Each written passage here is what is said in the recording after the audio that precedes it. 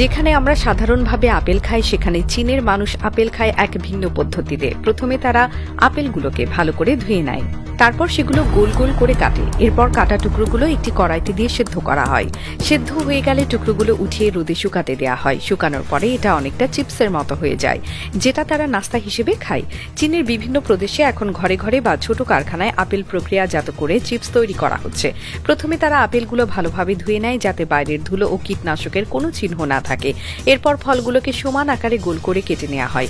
এই কাটা টুকরোগুলোকে পরে একটি কড়াইয়ে পানি দিয়ে হালকা সেদ্ধ করা হয়। সেদ্ধ করার ফলে আপেলের ভেতরে রস ও পুষ্টিগুণ বজায় থাকে, আবার টুকরোগুলো নরম হয়ে যায়।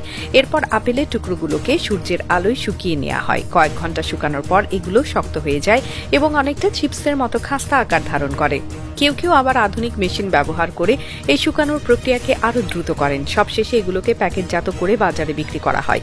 স্থানীয়ভাবে একে বলা হয় ড্রাইড অ্যাপেল স্ন্যাক, যা এখন চীনের জনপ্রিয় একটি হেলদি ফুড আইটেম।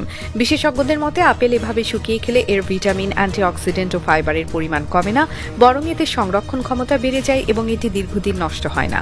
এই শুকনো আপেল চিপস একদিকে যেমন হালকা খাবার হিসেবে পেট ভরায়, অন্যদিকে এতে কোনো অতিরিক্ত তেল বা কৃত্রিম উপাদান থাকে না, ফলে এটি শিশু থেকে বয়স্ক সব বয়সের মানুষের জন্য উপযোগী একটি স্বাস্থ্যকর নাস্তা।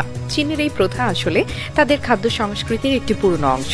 প্রাচীন চীনে ফল শুকিয়ে সংরক্ষণের অভ্যাস ছিল সাধারণ।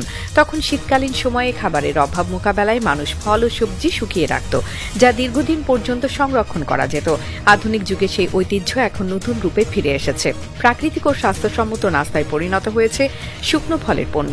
বর্তমানে চীনের অনেক প্রতিষ্ঠান এই আপেল চিপস বিদেশেও রপ্তানি করছে। ইউরোপ, জাপান ও আমেরিকার বাজারেও এখন এই প্রাকৃতিক চিপসের চাহিদা বেড়েছে, কারণ ফাস্টফুডের বিকল্প হিসেবে মানুষ এখন খুঁজছে এমন কিছু যা একদিকে সুস্বাদু, অন্যদিকে পুষ্টিকর। চীনের এই উদ্ভাবনী খাদ্য রূপান্তর কেবল তাদের স্বাস্থ্যের সচেতনতা নয়, বরং অর্থনীতিতেও নতুন সম্ভাবনার দুয়ার খুলে দিয়েছে।